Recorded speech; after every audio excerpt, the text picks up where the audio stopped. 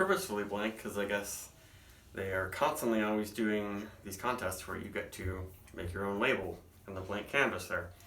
And it's also a pretty simple low alcohol pale ale, 4.5%. I guess not simple because they said they dry hop this batch thrice with, was it Rawaka, Nelson, New Zealand hops, and some dank ones from America, Equinaut and Nugget. So I'm expecting this to be, I don't know, pretty green, dank, peppery. We'll see. I think they said like grapefruity and stuff. This is by far the lowest alcohol foam beer I've had. Haven't had it yet though. This is the batch from mid-January, like the 17th, I think. Super pale. Yep, January 17th. So that makes it 13 days in the can. Yeah, not super duper hazy. Quite carbonated. Head is a little bit wispy. Looks kind of like what you expect these hazy hoppy session beers to be.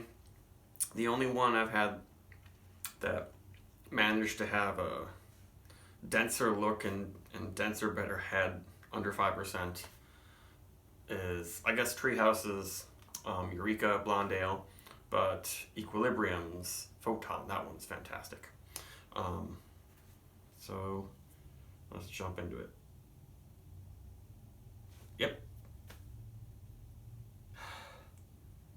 It's got that fresh cut jalapeno thing I get from New Zealand hops. Juicy wine. It's a pretty intense smell though. A little bit of that kind of diesel-y note that I get from Rawaka that I couldn't put my finger on. And when I've had it in a beer that kind of failed to use it, it was like, it smelled like gasoline.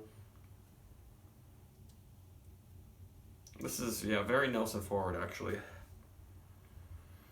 And Equinaut itself sometimes can be really intense and cedary and kind of oniony. I'm not really getting any onion. There's a nice pineapple-y, juicy tropical note to it for sure. Amid some of these greener, danker qualities. Head's still sticking around, but these Sam Smith glasses have a nice etched bottom that keeps the carbonation going very well.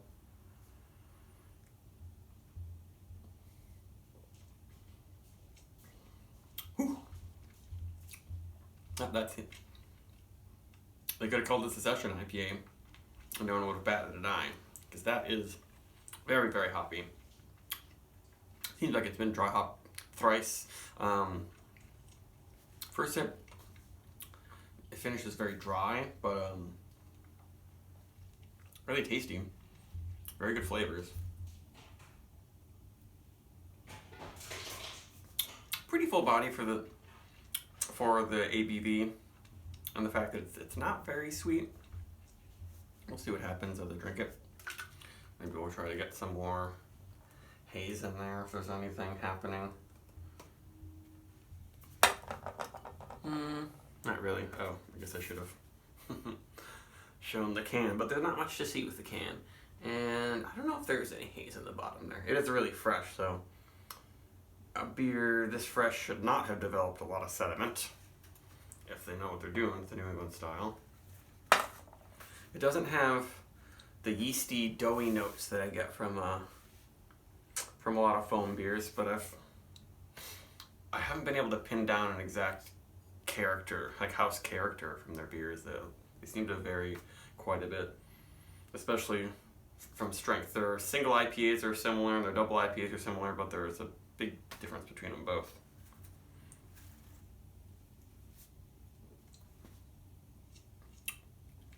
It's almost soft when you first put it on your tongue. It's kind of floaty, but then it's got a bit of a bite and spiciness for sure.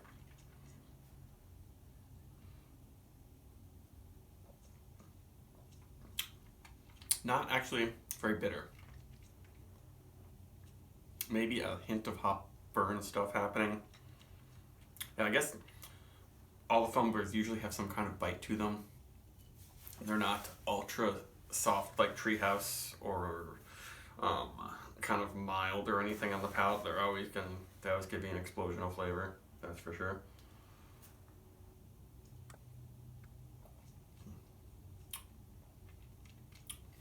But was it really worth it for the 4-pack? I don't know. But I'm enjoying this unique combo of hops. I'm not sure what the nugget is quite bringing to it, but this is probably one of the more intense IPAs at this, or pale ales at this ABV. Quite carbonated. Pardon. And a really, really cool smell.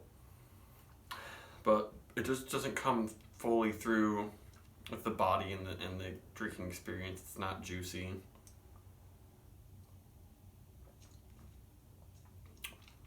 And you can kind of tell just by looking at a head like this. It's probably not going to be a super full body beer, but the head's sticking around really well. Even considering we have the agitator on the bottom, that's helping that.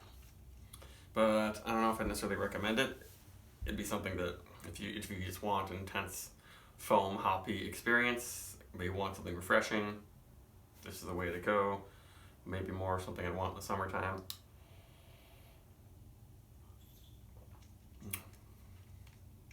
Probably deserves close to a 4 maybe. Bye bye.